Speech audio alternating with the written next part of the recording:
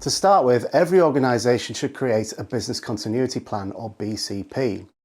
This is a formal plan that specifies the procedures that an organisation will follow in the case of emergency.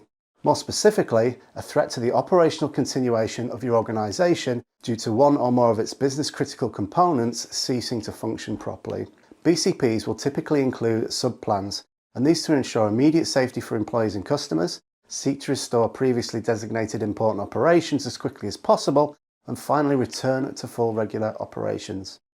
A good BCP will also have two sub-plans that are particular to IT operations: an incident management protocol and a disaster recovery plan.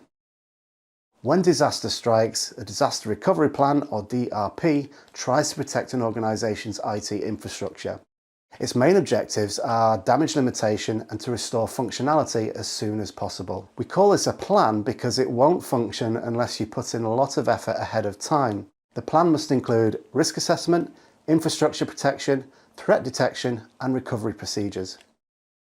The purpose of an incident management plan, or IMP, is to address specific threats of cyber assaults on IT infrastructure. Its objectives are to reduce harm and eliminate the threat.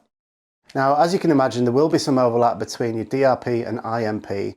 However, disaster recovery focuses on getting your infrastructure back up and running, whereas incident management is more ultimately linked to the realm of IT security. In the rest of this lesson, we'll look at what goes into establishing incident management and disaster recovery plans, as well as how to ensure that your plan is sound and will work when implemented. So let's look at creating an incident management protocol. We'll start with incident management because it'll be your first line of defense in the event of a crisis.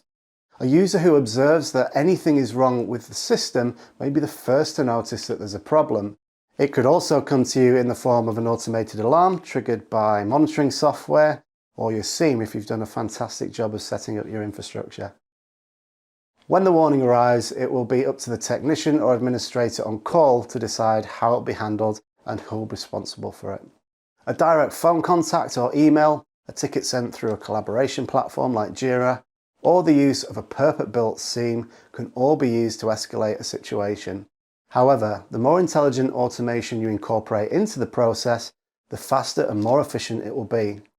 Ultimately, whoever's in charge will coordinate efforts to definitively diagnose and resolve the problem.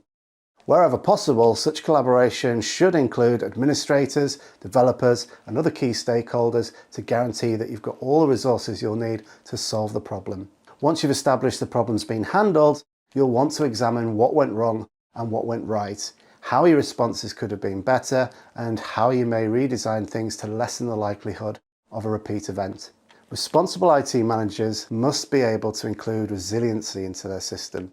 That will require them to devote significant time to fine-tuning their software monitoring systems so that they can detect and warn you of genuine issues while generating as few false positives as possible. It'll almost certainly also entail intelligently automating logging and intrusion detection systems, as well as a general understanding of how things should look.